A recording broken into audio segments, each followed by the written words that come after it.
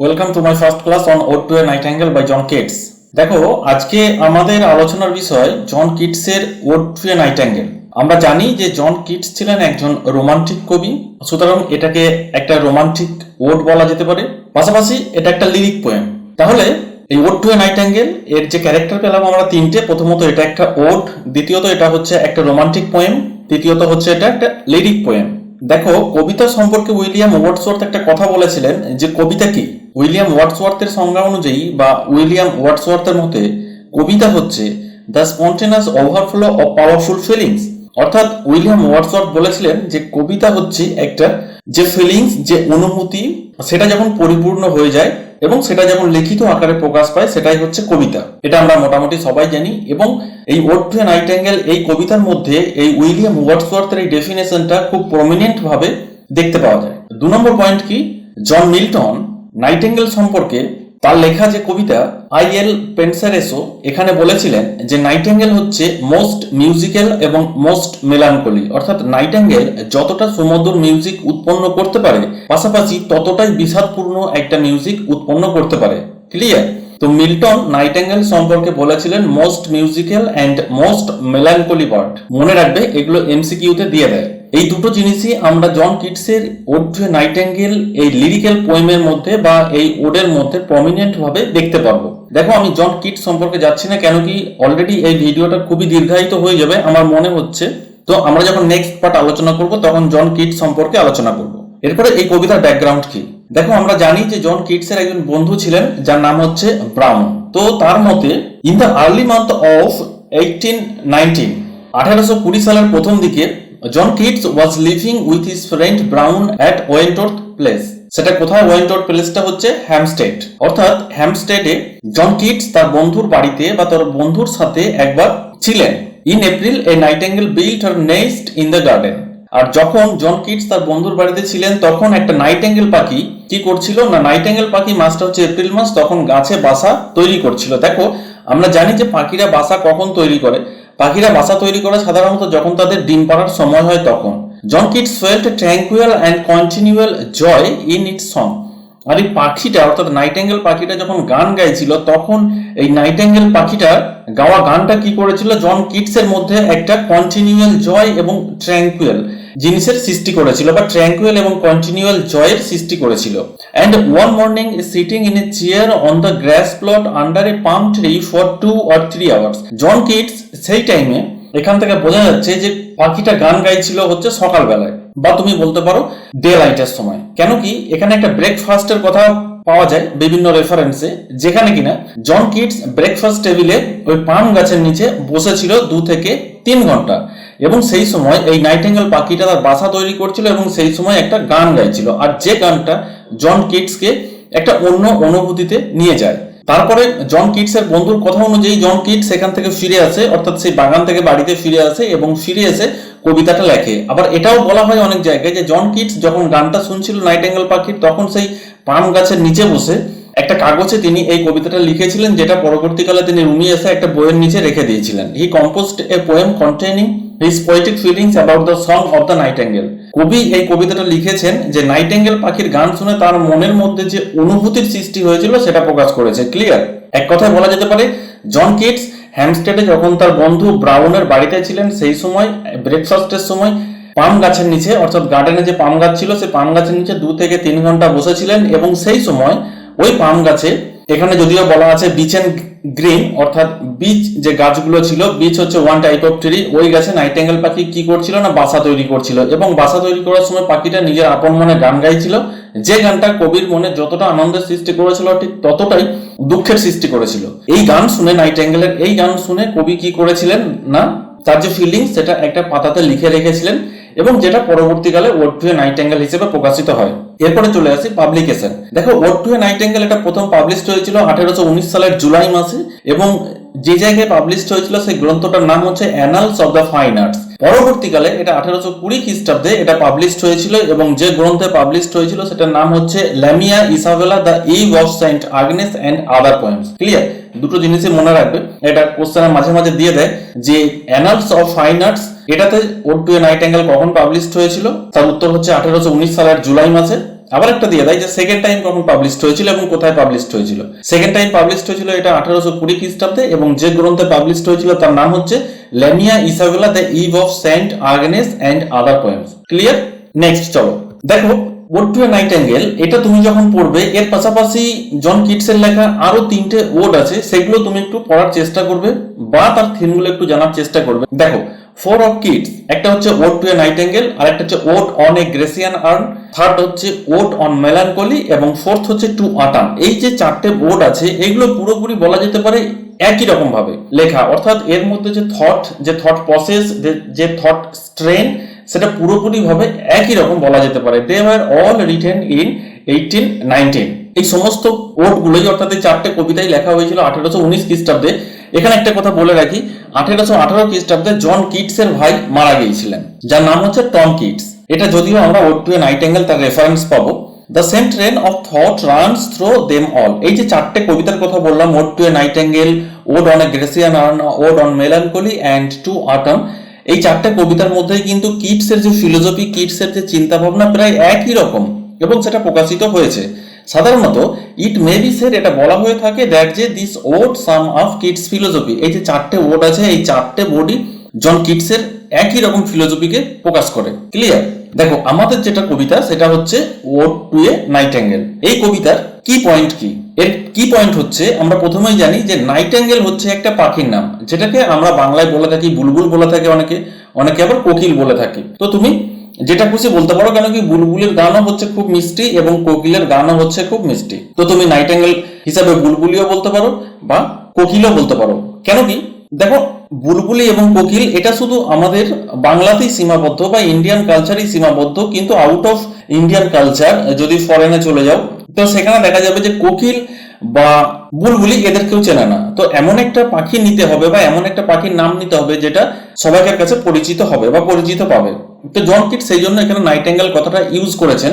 যেমন আমরা পড়েছিলাম যে তরু দত্তের লেখা আওয়ার ক্যাজুয়ারিনা ট্রি, যেটা আমাদের এখানকার বটগাছ হিসেবে ধরা হয়, কিন্তু বাইরে সেটা ক্যাজুয়ারিনা ট্রি, যেটা সার্বজনীন ভাবে গ্রহণযোগ্য বটে বা সবাই যাকে চিনবে। তো ঠিক সেম টু সেম একই রকম ভাবে। তো ওড টু এ নাইটেঙ্গেল এর কি পয়েন্ট হচ্ছে, the poem contrast the immortality of Nightingale with the mortality of human being. আমরা কি জানি, আমরা যারা দুপায়ের ফেরোসাস জন্তু, মানুষের বাচ্চা, তারা হচ্ছে মর্টাল বিংস, অর্থাৎ আমরা মরণশীল। কিন্তু এখানে পাখিটাকে বলা হচ্ছে ইমমর্টাল। বাট এখানে পয়েন্ট ইজ দ্যাট পাখিটাও তো মর্টাল, পাখিটা কখনো ইমমর্টাল হতে পারে না। এখানে পাখির গানটাকে বলা হচ্ছে ইমমর্টাল। তো the immortality of the Nightingale with the mortality of human beings, অর্থাৎ একটা অমরণশীল পাখির সাথে একটা মরণশীল মনুষ্য জাতির একটা কন্ট্রাস্ট এখানে আমরা পাবো। It also contrast the happiness and joy of the bird with suffering sorrow and afflictions of the human world. দেখো এখানে আরেকটা কন্ট্রাস্ট হচ্ছে যে নাইটেঙ্গেল পাখি গান গাইছে, তার গলা ছেড়ে গান গাইছে, এটা ফুল থ্রোট ইজি, এই কথাটা আমরা কবিতাতে পাবো। নাইটেঙ্গেল পাখিটা গলা ছেড়ে গান গাইছে। কেন কি আমরা যখন গান গাই, কখন গান গাই? যখন আমাদের খুব দুঃখ হয় এবং আমাদের যখন খুব আনন্দিত হয় আমরা। কিন্তু নর্মাল মুডে যখন আমরা থাকি তখন কিন্তু আমরা গান গাই না। নর্মাল মুডে যখন থাকি তখন আমরা লোকের সাথে মারামারি করি। পাশাপাশি আমাদের যখন খুব কষ্ট হয় তখন আমরা দুঃখের গান গাই, যখন আমাদের খুব আনন্দ হয় তখন আমরা ডিজে বাজাই বা ডিজে এর সাথে নাচি বা ডিজে গান গাই। ঠিক ব্যাপারটা এরকম। তো নাইটেঙ্গেল পাখি দেখো এখানে কি করেছে, নাইটেঙ্গেল পাখি যে গান গাইছে, নাইটেঙ্গেল পাখি খুব হ্যাপি মুডে আছে, সেই জন্য বলা হচ্ছে the happiness and joy of the bird. পাখির যে আনন্দ সেটাকে কন্ট্রাস্ট করা হচ্ছে কার সাথে? সাফারিং সরো এন্ড অ্যাফ্লিকশন, দুঃখ, যন্ত্রণা, কষ্ট, বেদনা কাদের? অফ দ্য হিউম্যান বিংস, আমাদের এই দু পায়ের যে জন্তু আছি আমরা, ফেরোসাস জন্তু, ফেরোসাস দেন কিং কোবরা, তাদের যে যন্ত্রণা, তাদের যে কষ্ট, তাদের যে দুঃখ, তার সঙ্গে কন্ট্রাস্ট করা হয়েছে বা তুলনা করা হয়েছে। Where youth beauty and love are short lived, যেখানে ইয়ত অর্থাৎ যুবক যুবতী, বিউটি সৌন্দর্য এবং ভালোবাসা, শর্ট লিভড অর্থাৎ ক্ষণস্থায়ী। ক্লিয়ার? এই ইয়ত বিউটি এন্ড লাভ এটা তুমি 4 নাম্বার স্ট্যান্ডাতে পাবে এর রেফারেন্স। ক্লিয়ার? তাহলে আবার বলছি আমাদের কবিতার মেন কন্ট্রাস্ট কি? আমাদের কবিতার মেন কন্ট্রাস্ট হচ্ছে the immortality of the Nightingale with the mortality of human beings. Once more, the immortality of the nightingale with the mortality of human beings. 2 number contrast ki? The happiness and joy of the bird with suffering, sorrow and afflictions of the human world, where youth, beauty and love are short-lived. Clear? দেখো টেক্সটে যাওয়ার আগে আমি তোমাকে request করবো তুমি আমার চ্যানেলটা অবশ্যই সাবস্ক্রাইব করে রাখো, কেন কি এই ধরনের টেক্সটের ভিডিও তুমি আমার চ্যানেলে প্রতিনিয়ত পেতে থাকবে, যেটা তোমার এক্সামের ক্ষেত্রে তোমার বোঝার সুবিধার্থে খুব কাজে লাগবে। এবং তুমি কমেন্ট করো নেক্সট ভিডিও আমি কোন টেক্সটের উপরে বানাবো বা কোন টেক্সটের উপরে বানালে তোমার হেল্পফুল হবে। পাশাপাশি তুমি আমার ভিডিওটা প্রচুর পরিমাণে শেয়ার করো যাতে তোমার মতো আরো অনেকেরই হেল্প হয়। এছাড়া বিশেষ করে যারা নেতাজি ওপেন ইউনিভার্সিটিতে পড়ো তাদের যদি নোটস, অ্যাসাইনমেন্টস এবং সাজেশনের প্রয়োজন হয় বা অনলাইন গাইডেন্সের প্রয়োজন হয় তাহলে ডেসক্রিপশন বক্সে আমার কন্ট্যাক্ট নাম্বার দিয়ে আছে, তাহলে অবশ্যই যোগাযোগ করতে পারো। So let's come to the text. Stanza first.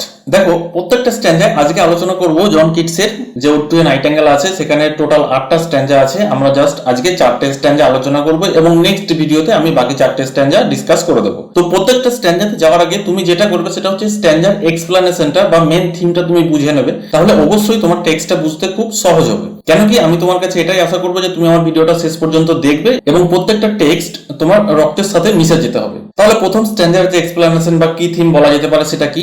The poet listens to the songs of the nightingales and his heart sacks with excess of joy. কবি কি করছেন না, কবি নাইটিঙ্গেল পাখির যে গান সেটা খুব মনোযোগ সহকারে শুনছেন এবং কবির হৃদয় যন্ত্রণায় ফেটে পড়ছে, কবির হৃদয় যন্ত্রণামগ্ন হয়ে যাচ্ছে। এই ড্রাউজিনেস ওভারটেক্স হিম, আর এই গানটা শোনার ফলে কবির মধ্যে একটা ড্রাউজিনেস গ্রাস করে নিচ্ছে কবিকে, as if he had drunk some opium preparations or any other intoxicant. এই গানটা কবিকে পুরো মাতাল করে দিচ্ছে, মনে হচ্ছে যেন কবি অপিয়াম খেয়ে ফেলেছেন। অপিয়াম মিন্স হচ্ছে আফিম। আফিম হচ্ছে ওয়ান টাইপ অফ ড্রাগ, এটা তুমি জানো, এবং ইনটক্সিকেন্ট এটাও হচ্ছে ওয়ান টাইপ অফ ড্রাগ, যে তামাক জাতীয় দ্রব্য। এমন মনে হচ্ছে যে এই নাইটিঙ্গেল পাখিটা কবির মধ্যে একটা ড্রাউজিনেসের সৃষ্টি করছে, একটা মাতাল করে তুলেছে কবিকে। অর্থাৎ মনে হচ্ছে যেন নাইটিঙ্গেল পাখিটা যে গানটা গাইছে সেটা হচ্ছে আফিম বা অন্য কোনো নেশাগ্রস্ত কোনো বস্তু যেটা কবি খেয়েছেন এবং কবির মধ্যে পুরো একটা মাতলামি কাজ করছে বা কবি পুরো মাতাল হয়ে গেছেন। Clear? He envies the happy lot of the bird and wishes to reach the beechen green where he supposes the bird is singing with such full throat easy. দেখো এখানে কি বলা হচ্ছে, he envies the happy lot of bird. এখানে এই কবিতার মধ্যে আমরা একটা নেগেটিভিটি টাচ পাবো। কবি হয়তো কথা বলছেন অ্যাফার্মেটিভ সেন্টেন্সে, বাট তার সেন্স হচ্ছে নেগেটিভ সেন্স, সেটাকে বলা হচ্ছে নেগেটিভিটি। এবং পাশাপাশি আমরা আর কি পাবো, এখানে এসকেপিজমের একটা টাচ পাবো। এসকেপিজম মিন্স হচ্ছে যে এই মান্ডেন ওয়ার্ল্ড থেকে, এই হিউম্যান ওয়ার্ল্ড থেকে যে পলায়ন করতে চায়। এসকেপ মিন্স হচ্ছে পলায়ন করা, সুতরাং এখানে আমরা এসকেপিজমের একটা টাচ পাবো। কবি এমন একটা জগতে যেতে চাইছেন যে জগতে দুঃখ নেই, যন্ত্রণা নেই, কষ্ট নেই, জাস্ট সেখানে শুধু আছে হ্যাপিনেস এবং জয়। এই জন্য জন কিটসের সাথে এসকেপিজম কথাটা খুব ওতপ্রোতভাবে জড়িত এবং পাশাপাশি নেগেটিভিটি কথাটা খুব ওতপ্রোতভাবে জড়িত। He envies the happy lot of bird and wishes to reach the beechen green. এই যে বিচেন গ্রিন কথাটা হচ্ছে নাইটিঙ্গেল পাখিটা যেখানে বসে গান গাইছে এবং বাসা তৈরি করছে একটা বীজ গাছের উপরে, বা বীজ গ্রোভ তুমি বলতে পারো, বীজের বাগান সেখানে। তো কবি চাইছেন যে, কবির হিংসা হচ্ছে এই নাইটিঙ্গেল পাখির গানটা শুনে যে নাইটিঙ্গেল পাখিটা এত সুখে আছে, এত আনন্দে আছে যেখানে আমি নেই। তো কবির হিংসা হচ্ছে, পাশাপাশি কবি চাইছেন যে নাইটিঙ্গেল পাখিটার কাছে চলে যেতে। যে পাখিটা কি গান গাইছে কিনা, ফুল থ্রোটেড ইজি, অর্থাৎ গলা ছেড়ে গান গাইছে। আমরা কখন গলা ছেড়ে গান গাই? যখন আমরা খুব আনন্দে থাকি তখন আমরা গলা ছেড়ে গান গাই। হি ওয়েন্টস টু পার্টেক ইন হার হ্যাপিনেস। কবি চাইছেন যে তার যে আনন্দ, নাইটিঙ্গেল পাখির যে আনন্দ, তার সঙ্গে মিশে যেতে। ক্লিয়ার? এরপর আমরা টেক্সটটা লাইন বাই লাইন পড়বো। My heart x. X means হচ্ছে যন্ত্রণা, পেন। দেখো আমার হৃদয় যন্ত্রণা করছে বা আমার হৃদয় যন্ত্রণায় ডুবে গেছে বা আমার হৃদয়ে প্রচুর যন্ত্রণা আছে। মাই হার্ট এক্স, আমার হৃদয়ে যন্ত্রণা শুরু হয়েছে। And a drowsy numbness pain. Drowsy means হচ্ছে ঘুম ঘুম অবস্থা। ড্রাউজি নামনেস মিন্স হচ্ছে a dull sleepy feeling such as one feels after taking opium, অর্থাৎ একটা মাতাল হয়ে গেছে। নামলেস পেন্স, পেন্স মিন্স মানে হচ্ছে যন্ত্রণা। মাই সেন্স, এবং আমার যে সেন্স গুলো আছে, সেন্স অর্গান গুলো আছে, সেগুলো কোনো কিছু কাজ করছে না, সবকিছুই যেন যন্ত্রণায় মগ্ন আছে, অর্থাৎ আমার যেন যন্ত্রণা হচ্ছে। As though of hemlock I had drunk. কবির মনে হচ্ছে নাইটিঙ্গেল পাখির গান শুনেছে, as though মনে হচ্ছে যেমন of hemlock I had drunk। এই সেন্টেন্সটা এইভাবে ঘুরিয়ে নাও, I had drunk hemlock। আমি হেমলক পান করে ফেলেছি, দ্যাট মিন্স আমি ড্রাগ খেয়ে ফেলেছি। হেমলক তুমি জানো যে সক্রেটিসকে হেমলক খাইয়ে মারা হয়েছিল, কেন কি হেমলক হচ্ছে একটা poison. Or emptied some dull opiates to the drains. দেখো some emptied means হচ্ছে ফাঁকা, some dull opiates means হচ্ছে opium to the drains, that means হচ্ছে শেষ বিন্দু পর্যন্ত আমি যেন অপিয়াম অর্থাৎ আফিম খেয়ে ফেলেছি, অর্থাৎ কোন একটা পাত্রে আফিম ছিল সেটা আমি পুরোটা খেয়ে ফেলেছি। তার মানে বুঝতেই পারছো যে কবির মধ্যে কতটা ড্রাউজিনেস গ্রাস করে ফেলেছে, অর্থাৎ কবি কতটাই মগ্ন হয়ে গেছেন, কবি কতটাই মাতাল হয়ে গেছেন। 1 minute past, এই তো কয়েক মুহূর্ত আগেই। অ্যান্ড লেথি ওয়ার্ডস হ্যাড সাঙ্ক, এখানে বলি লেথিটা হচ্ছে একটা নদী যেটা কিনা গ্রিক মাইথোলজি বা মিথোলজিতে বলা হয়ে থাকে এ রিভার অফ দ্য আন্ডারওয়ার্ল্ড, অর্থাৎ আন্ডারওয়ার্ল্ডের একটা নদী যেখানে কিনা which the soul of dead drink to forget the past, যখন কোনো মানুষ মারা যায় তখন সেই নদীতে তাকে চান করানো হয় বা সেই জল পান করানো হয় যাতে করে তার আগের জন্মের কথা সে ভুলে যায় নতুন করে জন্ম নেওয়ার আগে। ক্লিয়ার?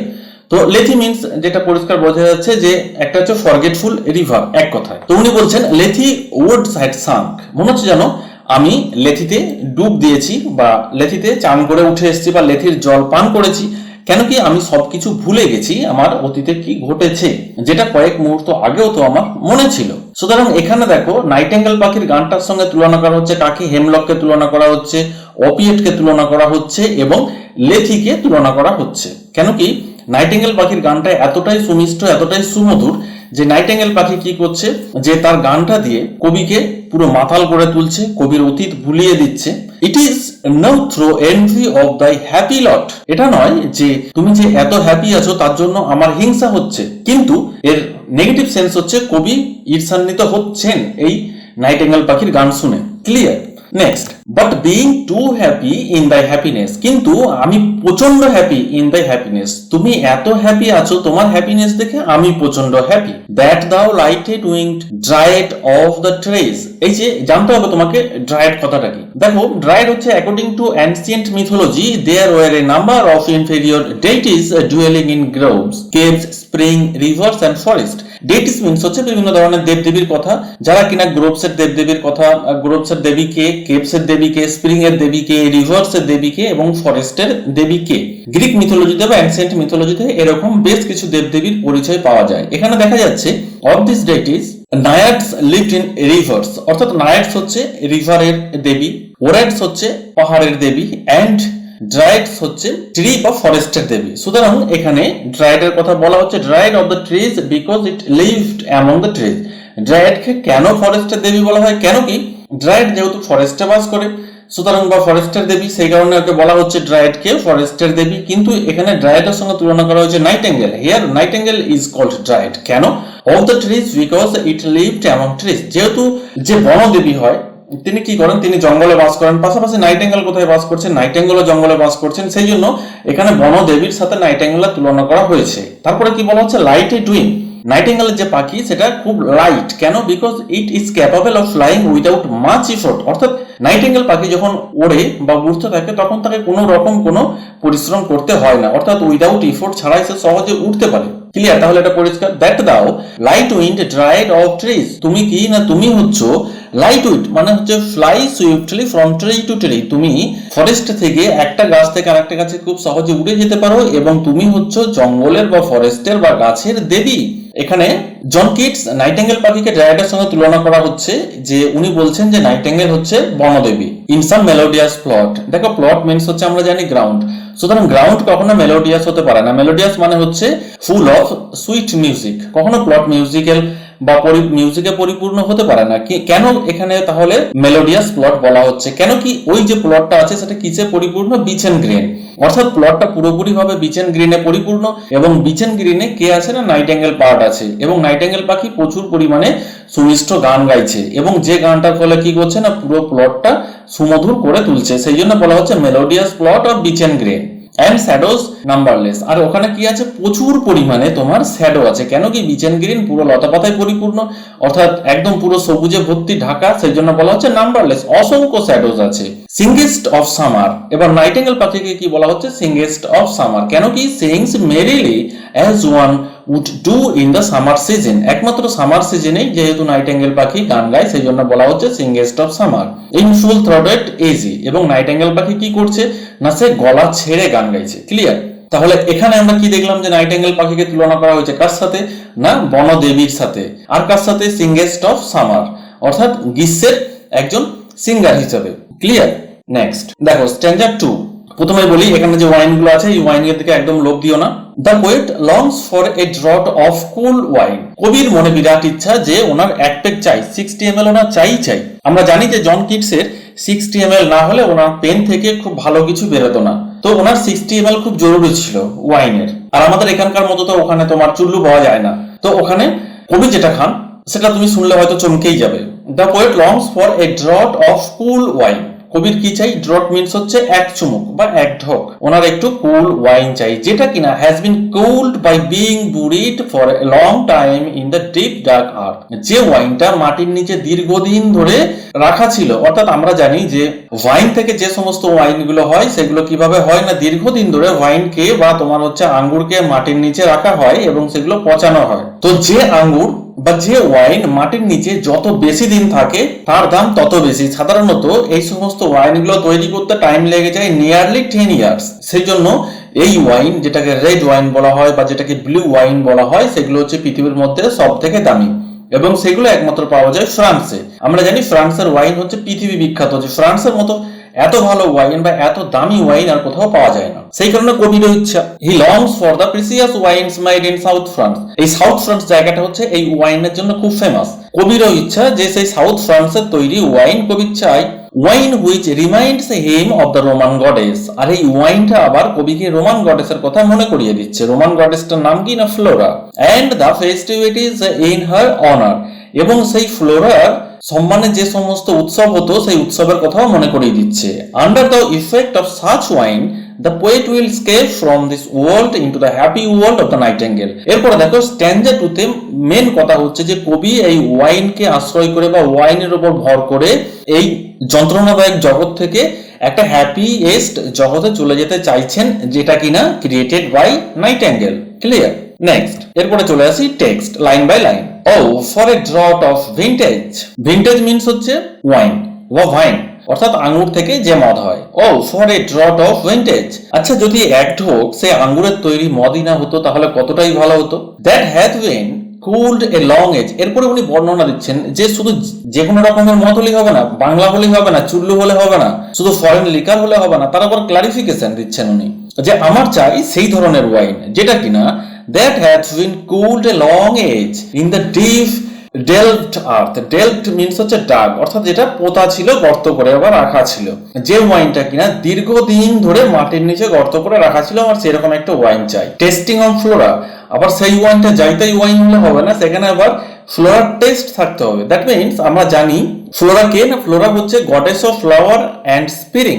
কেন স্প্রিং না, যেহেতু স্প্রিং এ প্রচুর পরিমাণে ফুল ফোটে এবং সেই ফুলের দেবী হচ্ছেন ফ্লোরা, সেই জন্য বলছে আমাকে ফ্লোরার টেস্ট চাই। দ্যাট মিন্স আমার কি চাই না, যে ফুল থেকে তৈরি, অর্থাৎ আঙ্গুরের যে ফুল থেকে তৈরি বা ফল থেকে তৈরি, আঙ্গুর থেকে তৈরি, তার টেস্ট আমাকে পেতে হবে। এবং ফ্লোরা যখন উৎসব হয় সেই উৎসবের সময় এই মদ খেয়ে বা ওয়াইন খেয়ে যখন সবাই আনন্দ করে, সেরকম একটা মনে আনন্দ আমার আসতে হবে, ঠিক সেই ধরনের ওয়াইন আমার চাই। And the country green. এখানে কান্ট্রি গ্রিন মানে হচ্ছে people dancing on the village field.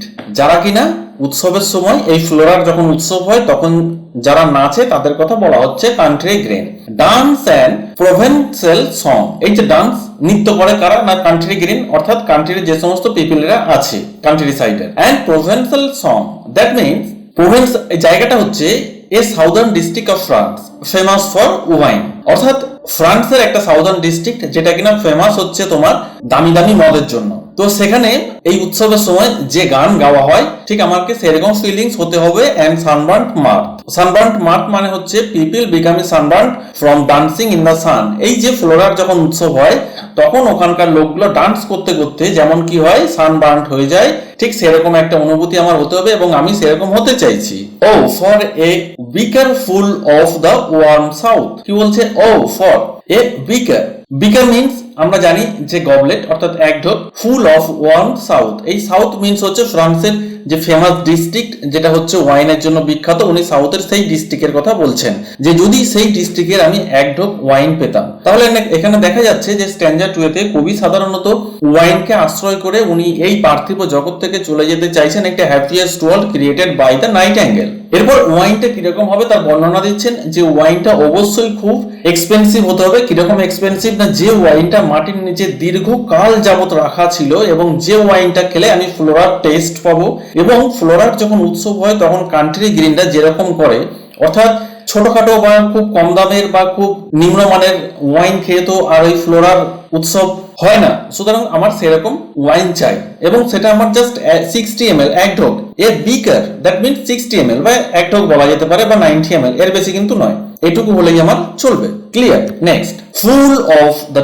True the blushful Hippocrene. দেখো ব্লাসফুল মিন্স হচ্ছে রেড গ্লোয়িং, অর্থাৎ লাল টকটকে। আমরা কি জানি যে সব থেকে দামি ওয়াইনের রং হচ্ছে লাল। এরপরে দেখো এখানে হিপোক্রেন কথাটা তোমাকে জানতে হবে যে হিপোক্রেন কি।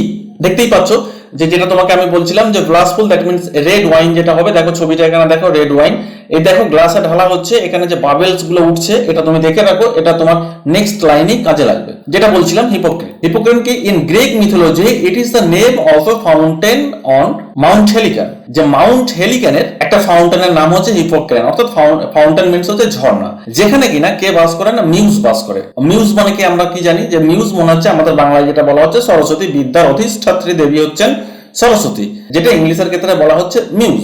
It is said that it was struck by the hoof of the winged horse Pegasus. এটা বলা হয়ে থাকে মিথোলজিতে যে পেগাসাস অর্থাৎ যে কিনা তোমার হচ্ছে সান গড কি করেছিল, একবার এই মাউন্ট হেলিকানে এসে একবার আঘাত করেছিল। তার ফলে কি হয়েছিল, the water of the fountain gives the poetic inspiration, এবং সেখান থেকে যে ঝর্ণা নেমে এসেছিল সেই ঝর্ণা যদি কোনো কবি পান করে থাকেন তো কবিকে কবিতা লেখার জন্য ইন্সপিরেশন যোগান দেয়। তো এখানে যে ফাউন্টেনের যে ঝর্ণার কথা বলা হচ্ছে সেটাকে সাধারণত বলা হচ্ছে ওয়াইনের সাথে। Here wine is spoken of as the true inspirer of poetry. এখানে ওয়াইনের কথা বলা হচ্ছে কারণ আমরা জানি যে জন কিটস যখন ভালো কিছু লিখতে চাইতেন তখন তার একটু আধটু ওয়াইনের প্রয়োজন হতো, সেই জন্য বলা হচ্ছে হিপোক্রেন। অর্থাৎ হিপোক্রেন থেকে যে ব্লাসফুল অর্থাৎ রেড গ্লোয়িং যে ঝর্ণা নেমে আসবে ঠিক সেরকম ওয়াইন উনি চাইছেন। With beaded bubbles winking at the brim. দেখো এই যে বেডেড বাবলস মিন্স হচ্ছে bubbles floating on the surface. এই যে আমি যেটা তোমাকে বললাম যে গ্লাসে যখন ওয়াইন ঢালা হয় যে ছোট ছোট বিন্দু বিন্দু যে তোমার বাবেলস গুলো ওঠে, অর্থাৎ বুদবুদ যেগুলো হয় যেটাকে আমরা বুদবুদ বলে থাকি সেটাকে বলা হচ্ছে বাবেলস। তো সেটা কি হবে, রিঙ্কিং মিন্স হচ্ছে কামিং এন্ড গোয়িং কুইকলি। অর্থাৎ আমরা জানি যে যখন কোনো গ্লাসে কোনো কোল্ড ড্রিঙ্কস ঢালা হয় বা এই টাইপের যখন মদ ঢালা হয় এক্সপেন্সিভ মদ, তখন কি হয় না সেখান থেকে যে বাবেলস গুলো ওঠে সঙ্গে সঙ্গে আবার মিলিয়ে যায়। তো উনি চাইছেন যে সেই ধরনের ওয়াইন একটা গ্লাসে ঢালতে যেটা কিনা ব্রিম একদম কানায় কানায় পরিপূর্ণ and purple stained mouth. Purple means হচ্ছে আমরা জানি পার্পল একটা কালার। তো এই যে ওয়াইন এটা পান করার সময় কি হবে, একটা স্টেইন অর্থাৎ দাগ থেকে যাবে কোথায় না মাউথে, অর্থাৎ ঠোঁটের ওপরে ঠোঁটে একটা দাগ থেকে যাবে। যে আমি যে পান করব, পান করার সময় কি হবে না আমার ঠোঁটের উপরে একটা দাগ থাকবে। দেখো যখন একটা গ্লাসে বা একটা কাপে যখন হাফ কিছু থাকবে বা অর্ধেকটা জল থাকবে, তুমি যদি সেটা পান করো কিন্তু তোমার ঠোঁটে সেটা দাগ পড়বে না, কিন্তু যদি সেটা কানায় কানায় পরিপূর্ণ থাকে তো তুমি সেটা পান করতে গেলে তোমার উপরের ঠোঁটে হালকা দাগ পড়ে যাবে। সেই জন্য বলা হচ্ছে পার্পল স্টেইন মাউথ। যে আমি যখন এটা পান করব কোনটা না ওই ওয়াইনটা যার কথা বলা হচ্ছে সেটা হতে হবে, সেটা কিরকম হবে তা না আমার ঠোঁটের উপরে একটা দাগ পড়ে যাবে। দ্যাট আই মাইট ড্রিঙ্ক, আমি এরকম একটা ড্রিঙ্ক পান করতে চাই। And leave the world unseen, এবং আমি এই জগৎ থেকে চলে যাব কখন না আনসিন, সবাইকার আড়ালে সবাইকার অন্তরালে, অর্থাৎ কেউ আমাকে দেখবে না, ঠিক সেরকম একটা মুহূর্তে আমি চলে যাব এই জগৎ থেকে, এই মানডেন্ড ওয়ার্ল্ড থেকে একটা কোথায় চলে যাবো না একটা হ্যাপিনেস জগতে চলে যাব, একটা জয়ফুল ওয়ার্ল্ডে চলে যাব, সবাইকার অলক্ষ্যে চলে যাব। লিভ দ্য ওয়ার্ল্ড আনসিন অর্থাৎ সবাইকার আড়ালেই আমি চলে যাব যাতে আমাকে কেউ দেখতে না পায়। And with thee fade away into the forest dim means হচ্ছে তোমার বলা যেতে পারে যে অন্ধকার, আর ফরেস্ট মিন্স হচ্ছে জঙ্গল যেখানে নাইটিঙ্গেল পাখি বাসা তৈরি করছে বা গান গাইছে। ফেড অ্যাওয়ে মানে হচ্ছে আমি ডিজলভ হয়ে যাব, আমি চলে যাব, হারিয়ে যাব কোথায়, ইনটু দ্য ফরেস্ট ডিম, তোমার সাথে ফরেস্টে আমি বিলুপ্ত হয়ে যাব। ক্লিয়ার? নেক্সট স্ট্যাঞ্জা 3 তাহলে আমরা সেকেন্ড স্ট্যান্জাতে কি দেখলাম না, সেকেন্ড স্ট্যান্জাতে আমরা যেটা দেখলাম যে কবি নাইটিঙ্গেল পাখির কাছে পৌঁছানোর জন্য উনি আশ্রয় কার নিচ্ছেন না, উনি এক্সপেন্সিভ মদের আশ্রয় নিচ্ছেন বা ওয়াইনের আশ্রয় নিচ্ছেন, অর্থাৎ উনি ওয়াইনের উপরে ভর করে উনি চলে যেতে চাইছেন নাইটিঙ্গেলের দেশে। স্ট্যান্জা 3 তে আমরা কি দেখব, the poet longs to escape from this miserable world to the happy world of the nightingale, he wants to forget in this way the sorrow and sufferings which the bird has never experienced in her grove of beech trees. অর্থাৎ এখানে উনি বলছেন যে উনি পুরোপুরি ভাবে এই জগৎ থেকে উনি চলে যেতে চাইছেন। কেন চলে যেতে চাইছেন, উনি নাইটিঙ্গেল পাখিকে বলছেন যে তোমার তো কোনো অভিজ্ঞতা নেই, তুমি তো জানো না যে এই জগৎটা কতটাই যন্ত্রণাদায়ক, কতটা কষ্টময়, সুতরাং আমি চলে যাব তোমার কাছে। Text line by line stanza 3, fade far away, অনেক দূরে চলে যাব, ডিসলভড এবং বিলুপ্ত হয়ে যাব, মিশে যাব, কোয়াইট ফরগেট, হোয়াট দাও অ্যামংস দ্য লিভস হ্যাস্ট নেভার নন, বলছে ফরগেট, কোয়াইট ফরগেট, আমি পরিষ্কার ভুলে যাব। হোয়াট, এখানে কোয়াইট ফরগেট মানে কি ভুলে যাব, যে আমার যেটা দুঃখ, যেটা যন্ত্রণা, যে কষ্ট আমি বয়ে নিয়ে বেড়াচ্ছি সেটা আমি ভুলে যাব। হোয়াট দাও অ্যামং দ্য লিভস, যে তুমি কিনা অ্যামং দ্য লিভস, এই পাতার মধ্যে বসে বা এই বিচ এন্ড গ্রোভের মধ্যে বসে, হ্যাস্ট নেভার নন, তুমি বুঝতে পারছো না যে এই পার্থিব জগৎটা কত যন্ত্রণাদায়ক। ঠিক, নেভার নন, তুমি কখনোই জানবে না। অ্যামং দ্য লিভস, এই পাতার মধ্যে বসে কি জানবে না, না the weariness, the fever and the fret, এগুলো তুমি কখনোই জানতে পারবে না। যে the fever and the fret means হচ্ছে রেস্টলেসনেস এন্ড অ্যাংজাইটিস, ওয়ারিনেস মানে হচ্ছে ক্লান্ত, উদ্বিগ্নতা, রেস্টলেসনেস অর্থাৎ কন্টিনিউয়াস, সেগুলো তুমি কখনোই বুঝবে না যে এই পৃথিবীটা কত যন্ত্রণাদায়ক। তুমি কি করে বুঝবে, তুমি তো তোমার হ্যাপিয়েস্ট ওয়ার্ল্ডে বসবাস করছো। হিয়ার মিন্স এখানে এই পৃথিবীর কথা বলা হচ্ছে। Where men sit and hear each other ground, যেখানে না in this world, here means in this world, এখানে কি করে মেন সিট, মানুষ সবাই পাশাপাশি বসে, and hear each other ground, সবাই সবাইকার দুঃখের যন্ত্রণার কথা বলে, কিন্তু কেউ কারো হেল্প করতে পারে না, সবাই helpless. Where men sit and hear each other groans, that means where all suffers, যেখানে সবাই সাফার করছে, সবাই যন্ত্রণা পাচ্ছে, and where each is unable, সবাই অক্ষম, টু হেল্প দ্য আদার, অপরকে হেল্প করার ক্ষেত্রে। কেন না, সবাই যদি কষ্ট পায় তাহলে কে কাকে হেল্প করবে, কেউকে না কেউকে থাকতে হবে, তো যে হ্যাপিয়েস্ট থাকবে তবেই না সে হেল্প করতে পারবে। Where palsy shakes a few sad last grey hair, কি বলছে, যেখানে পালসি মিন্স হচ্ছে এটা ডিজিজ, প্যারালাইজ, কি বলছে না এখানে সমস্ত পৃথিবীর লোকগুলো যেন সব প্যারালাইজড হয়ে গেছে, এবং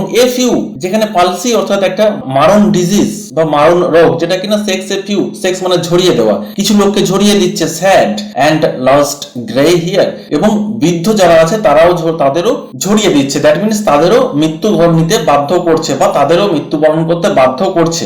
দ্যাট মিনস উনি বলতে চাইছেন এই জগতে সবকিছু ক্ষণস্থায়ী, কেউ চিরস্থায়ী নয়, কেউ সুখে নেই, সবাইকারই যন্ত্রণা আছে, সবাইকারই কষ্ট আছে, যেটা তুমি কখনোই বুঝতে পারবে না। ক্লিয়ার? নেক্সট, হোয়ার ইয়ুথ গ্রোস পেল, না হোয়ার মিন্স হচ্ছে ইন দিস ওয়ার্ল্ড, হেয়ার এই জগতে, ইয়ত যারা যুবক, গ্রেস পেল তারা ফ্যাকাসে হয়ে যাচ্ছে, এন্ড এক্সপেক্টেড থিন এবং পাতলা রোগা হয়ে যাচ্ছে, এন্ড ডাইজ অবশেষে মারা যাচ্ছে। এই লাইনটার মাধ্যমে কবি তার ভাইয়ের কথা তুলে ধরেছেন। আমরা জানি তার ভাইয়ের নাম ছিল টম কিটস, যিনি কিনা টিউবারকুলোসিসে মারা গিয়েছিলেন 1818 খ্রিস্টাব্দে। তুমি খেয়াল করে দেখো এই কবিতাটা লেখা হয়েছিল 1819 খ্রিস্টাব্দে। তো ভাই মারা যাওয়ার বা ভাই বিয়োগের তো একটা যন্ত্রণা তার মধ্যেই ছিল। তো ওনার ভাইয়ের কি হয়েছিল, ওনার ভাইয়ের প্রথমে অ্যানিমিয়া হয়েছিল, তারপরে এমাসিয়েশন এন্ড অবশেষে ডেথ। এই তিনটে স্টেজকে অতিক্রম করে তারপরে টম কিটস কিনা মৃত্যুর কোলে ঢলে পড়েছিল, যেটা পরবর্তীকালে টিউবারকুলোসিসে তার মৃত্যু হয়। যদিও জন কিটসেরও টিউবারকুলোসিসে মৃত্যু ঘটেছিল। তো এই লাইনটির মধ্য দিয়ে কবি তার ভাইকে ডেডিকেট করছেন যে হোয়ার ইয়ুথ গ্রোস পেল, যেখানে তার আগের লাইনেই বলা হয়েছে, দেখো যে বৃদ্ধরা না হয় মারা গেল মেনে নিলাম, কিন্তু হোয়ার ইয়ুথ গ্রোস পেল, যে একটা তরতাজা যুবক যার এখনো পুরো ভবিষ্যৎটা পড়ে আছে, যে হচ্ছে দেশের উজ্জ্বল ভবিষ্যৎ, সে কিভাবে ফ্যাকাসে হয়ে যাচ্ছে, স্পেকট্রাম থিং, রোগা থিন হয়ে যাচ্ছে, একদম জাস্ট শরীরের 206টা হাড় দেখা যাচ্ছে, একদম কঙ্কালসার হয়ে যাচ্ছে, এন্ড ডাইজ এবং অবশেষে সে মৃত্যুবরণ করছে। Where what to think is to be full of sorrow, যেখানে কিনা এগুলো চিন্তা করাই যায় না, এত দুঃখ, এত যন্ত্রণা, এত কষ্ট, এগুলো ভাবা যায় না। বাট টু থিংক, চিন্তাই ভাবনাই করা যায় না। It to be full of sorrow, যে এগুলো যখন চিন্তা করতে যাই তখন যেন সমস্ত দুঃখ গ্রাস করে ফেলে। ফুল অফ সরো কি করে, সমস্ত দুঃখ গ্রাস করে ফেলে, এন্ড লেটেন আইজ ডিসপিয়ার্স, এবং চোখের দৃষ্টি হারিয়ে যায়। কেন চোখের দৃষ্টি হারিয়ে যায়? লেটেন আইজ, দ্যাট মিন্স আমরা জানি যে লেড হচ্ছে একটা ধাতু, যেটা কিনা চোখের আইলিডের উপরে দিলে চোখ আস্তে আস্তে নেমে আসে এবং চোখ বন্ধ হয়ে গেলে আমরা আর দেখতে পাই না। তো এখানে এতটাই দুঃখ আছে, এতটাই যন্ত্রণা আছে, বা কবির জীবন এতটাই দুঃখ কষ্টে যন্ত্রণায় পরিপূর্ণ যে তার যদি এই কথাগুলো মনে পড়ছে, তার ভাইয়ের কথা, তখন কি হচ্ছে, তার দুটো চোখ জলে পরিপূর্ণ হয়ে যাচ্ছে, ফুল অফ সরো। আমাদের কি হয়, যখন আমরা খুব কষ্ট পাই তখন আমাদের চোখে জল ছলছল করে ওঠে এবং আমরা কিছু দেখতে পাই না, তখন আমরা আবার চোখগুলো মুছে নিই বা ধুয়ে ফেলি। তো কবি বলছেন যে ফুল অফ সরো, এতটাই দুঃখ, এতটাই কষ্ট, এতটাই যন্ত্রণা, যার ফলে ফুল অফ সরো আমাদের চোখগুলো কি হচ্ছে, বা আমার চোখ কি হচ্ছে, তার দৃষ্টিশক্তি হারিয়ে ফেলছে, আমি কিছু দেখতে পাচ্ছি না। দ্যাট মিনস আমার চোখ অশ্রু জলে পরিপূর্ণ হয়ে যাচ্ছে। Where beauty can not keep for lustrous eyes, পাশাপাশি যেখানে হোয়ার দ্যাট মিনস হচ্ছে ইন দিস ওয়ার্ল্ড বিউটি, সৌন্দর্য can not keep for lustrous eyes. Lustrous eyes means হচ্ছে ইউথ অ্যান্ড বিউটি। আমরা কি জানি যে বিউটি হচ্ছে এমন একটা জিনিস যে কারো চোখকে ঝলসা দিতে পারে, তার যে উজ্জ্বলতা, তার যে গ্ল্যামারস, সেইগুলো কি হয়, সেগুলো চিরস্থায়ী হয় না। অর্থাৎ বিউটিও তার লাস্টারাস আইজকে চিরস্থায়ী ধরে রাখতে পারে না, একদিন ধ্বংস হয়ে যায়। And new love pine at them beyond tomorrow, that means even newly born love is momentarily. উনি এই লাইনটার মধ্যে বলতে চাইছেন যে যে ভালোবাসাটা জাস্ট শুরু হলো এখন, সেটাও হচ্ছে মোমেন্টারি, দ্যাট মিনস সেটাও ক্ষণস্থায়ী। In a day or two new love cools and proves it's futility, কয়েকদিন পর কি হবে, নিউ লাভ কুল, নতুন যে ভালোবাসাটা যেটা কয়েকদিন আগেই জন্ম নিল, সেটা ঠান্ডা হয়ে যাবে, দ্যাট মিনস সেটা মারা যাবে। এন্ড প্রুভস ইটস ফিউটিলিটি, এবং প্রমাণ করবে যে ভালোবাসাও ব্যর্থ, চিরস্থায়ী হতে। Clear? Or new love pine at them beyond tomorrow, that means যে ভালোবাসাও, টুমরো মিনস হচ্ছে আগামীকাল, সেটা আগামীকাল ভালোবাসাটাও থাকবে না। যে ভালোবাসাটা আজকে জন্ম নিল, সেই ভালোবাসাটা আগামীকাল কি হবে, কুল হয়ে যাবে, মারা যাবে, এবং ভালোবাসা প্রমাণ করবে তার ফিউটিলিটি, তার ব্যর্থতাকে। ক্লিয়ার? নেক্সট স্ট্যাঞ্জা 4 দেখো স্ট্যাঞ্জা 4 আমরা 3 নাম্বার স্ট্যাঞ্জাতে কি দেখলাম, আমরা দেখলাম যে the poet had wish to fly to the nightingale under the effect of the wine, যে কবি ওয়াইনকে ভর করে উনি চলে যেতে চাইছেন এই মান্ডেন ওয়ার্ল্ড থেকে, এই দুঃখ কষ্ট যন্ত্রণাময় ওয়ার্ল্ড থেকে নাইটিঙ্গেলের হ্যাপিয়েস্ট ওয়ার্ল্ডে। হাউএভার তথাপি নাও হি রিজেক্টস দ্য আইডিয়া, কিন্তু 4 নম্বর স্ট্যাঞ্জাতে আমরা দেখবো যে কবি সেটাকে রিজেক্ট করছেন। He now intends to fly there on the viewless wings of poetry, আমরা এখানে দেখবো যে কবি তার পোয়েটিক ইমাজিনেশন অর্থাৎ কল্পনার মাধ্যমে চলে যেতে চাইছেন ওয়াইনকে রিজেক্ট করে। He would escapes from this raised world on the wings of his poetic imagination, কবি এখানে তার পোয়েটিক ইমাজিনেশনের মাধ্যমে চলে যেতে চাইছেন, উনি রিজেক্ট করছেন ওয়াইনকে। Such is the power of তার ইমাজিনেশন পাওয়ারটা এতটাই হবে that the very next moment he finds himself in the beechen grove listen to the songs of bird. Clear?